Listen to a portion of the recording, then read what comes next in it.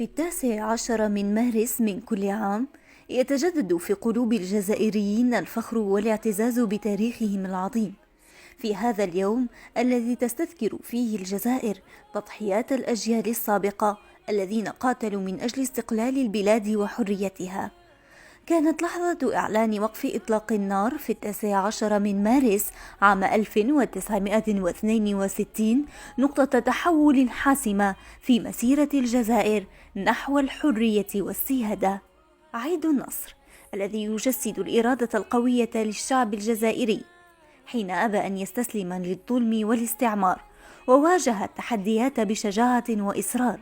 هذا اليوم يشهد على بداية عهد جديد لشعب صمم على البقاء حرا وقدم تضحيات جسام من أجل فرض إرادته في نيل حريته واستقلاله.